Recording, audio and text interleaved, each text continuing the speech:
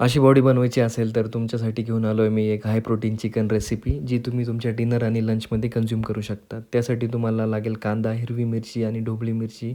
आपण 300 gram chicken घेतलं आहे, ज्यामध्ये मीठ, मिरची आणि हळद टाकली आहे.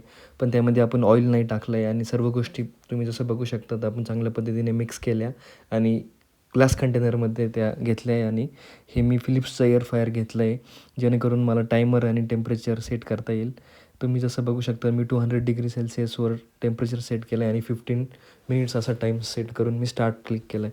आता इथे तुम्ही जसं बघू शकताय की कुकिंग सुरू झाली आहे. 10 मिनिटानंतर जे चिकन आहे ते मी थोडं वर खाली करतो आहे, म्हणजे चांगल्या पद्धतीने ते कुक होईल सर्व साईडने. आणि परत कुकिंग स्टार्ट केली आहे. जसं तुम्ही बघू शकता की आता शेवटचे 5 सेकंड बाकी आणि रेडी आहे आपली चिकन रेसिपी हाय प्रोटीनवाली, ज्यामध्ये तुम्हाला 70 ग्रॅम प्रोटीन जवळपास मिळणार आहे. आणि तुमचं जे पण गोल आहे मसल गेनिंग किंवा फॅट लॉस, यामध्ये याची खूप मदत होणार आहे, कारण की खूप साऱ्या प्रमाणात प्रोटीन जे आहे ते या चिकन बोनलेसमध्ये आहे आणि याचा तुम्ही खूप फायदा घेऊ शकता. आणि एकदम इझी टू मेक अशी ही रेसिपी आहे.